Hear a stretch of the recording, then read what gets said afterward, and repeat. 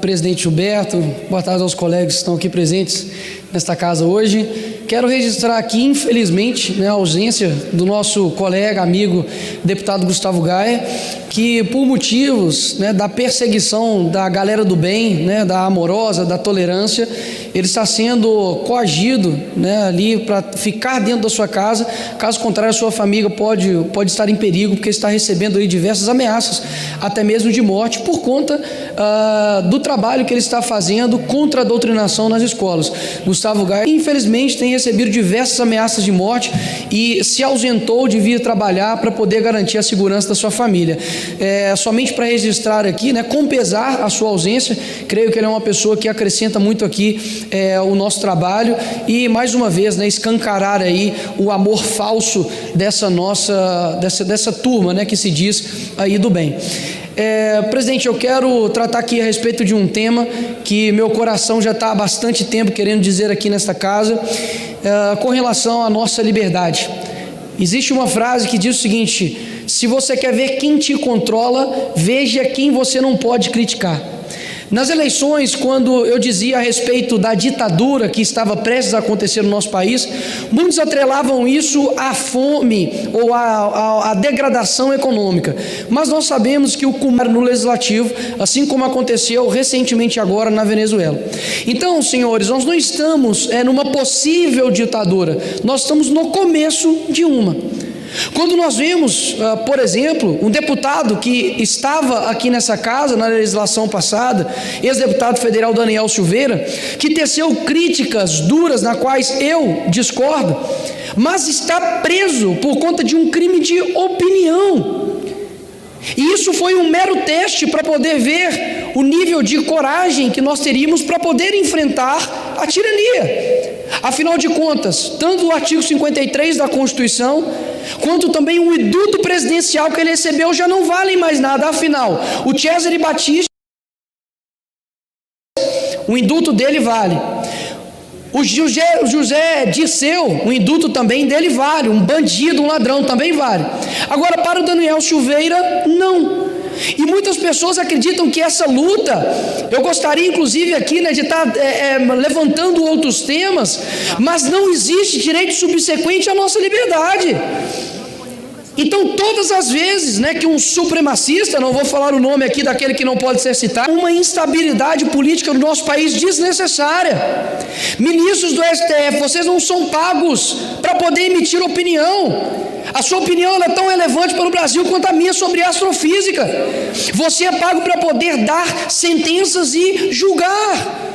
Você não é pago para poder ser um popstar, para poder dar entrevistas e palestras e podcasts e entrevistas online com influenciadores, porque vocês não são os representantes do povo. E todas as vezes que o judiciário ele interfere no legislativo, ele está desvalorizando essa casa, os 513 deputados. Todos nós aqui nesta casa sabemos o quanto nós tivemos fazer isso aqui, para conseguir os votos, para poder convencer os nossos eleitores de que nós iríamos representá-los. Agora, quando um supremacista ultrapassa o poder dele constitucional, quando ele toma os poderes do Congresso para si, derrubando contas, quando ele censura parlamentares, quando ministros do governo querem colocar na justiça deputados que estão falando aqui nessa tribuna. Ou seja, se não tiver alguém para poder mostrar a tirania, os verdadeiros ditadores, isso só vai escalonar. E ai de muitos que estão querendo fazer um certo equilíbrio político, achando que serão poupados no futuro. Não serão poupados, porque a tirania ela não para, pelo contrário, ela só amplifica. E quando a gente não mostra isso para as pessoas, o poder do mal simplesmente só começa a aumentar. Então, e Alexandre de Moraes, por exemplo, mas o meu Deus, ele me deu um mandamento, ele me deu algo para eu poder obedecer, que é poder amar os meus inimigos, que é inclusive orar por aqueles que me perseguem. E é exatamente esse recado que eu quero dar aqui para vocês, supremacistas, que a maneira como eu irei lutar contra vocês serão de joelhos. Será de fato de joelhos, porque me parece que a força do povo, me parece que a força, um ponto final, homens que não têm mais alma, homens que cometem julgamentos ditatoriais contra pessoas e acreditam que um dia não terão de prestar conta com relação a isso. E aí muitos podem dizer, mas olha, toma cuidado, porque caso contrário irão atrás de você, você será taxado, será rotulado. Muito mais do que o medo de falar, deve ser o medo de não falar a verdade. Ora, eu não vim aqui para poder ser um batedor de ponto, eu não vim aqui para poder simplesmente chegar, sabe, e me tornar uma pessoa do establishment. Querem me transformar no quê? Estão cometendo multas atrás de multas contra a minha pessoa, multas que inclusive nem tem previsão legal, simplesmente para poder nos inibir, simplesmente para poder tirar a nossa coragem. Recebi uma multa de 30 mil reais, porque eu compartilhei uma reportagem do Reinaldo de Azevedo, que dizia que o PT desviou 242 bilhões da saúde.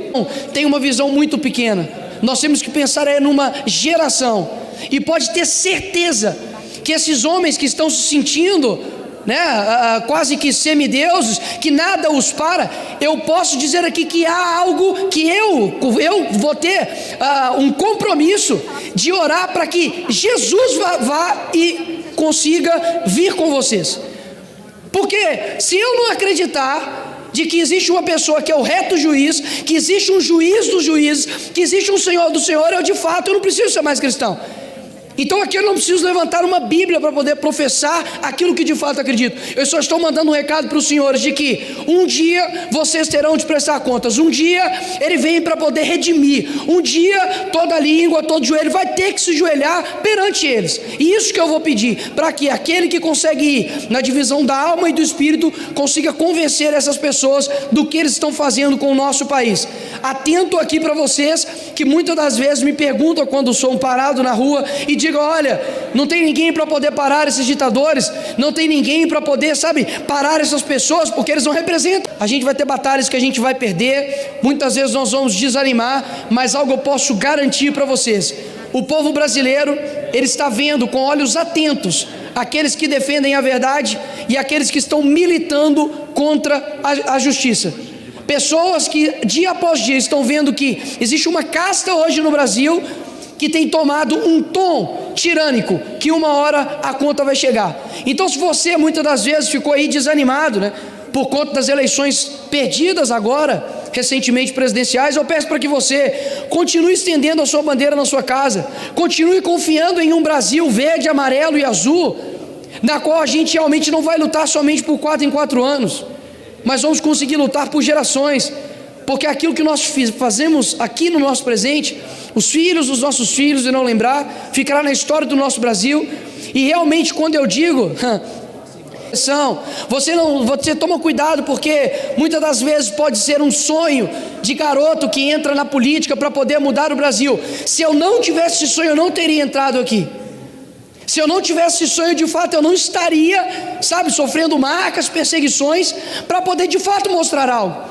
Então, quando eu digo que eu estou disposto a sofrer pela liberdade, não é porque eu me preocupo com eleições, horas. Eu já sou uma pessoa eleita. O que eu quero dizer é que nós não podemos subestimar o poder da nossa fala, não podemos subestimar o poder de convencimento da verdade. Então, mesmo que eles tentem rotular, mesmo que eles tenham de qualquer maneira tentando, fazer com que as nossas forças elas fiquem rasas a ponto, de deixarmos pessoas, entre aspas, passivas, eu peço para que os senhores não tenham medo de enfrentar a tirania, não tenham medo de enfrentar os ditadores, porque se eu tenho certeza de alguma coisa, é que nós já estamos no começo de uma, e não importa se eles tenham presente, nós teremos o futuro. Obrigado, presidente.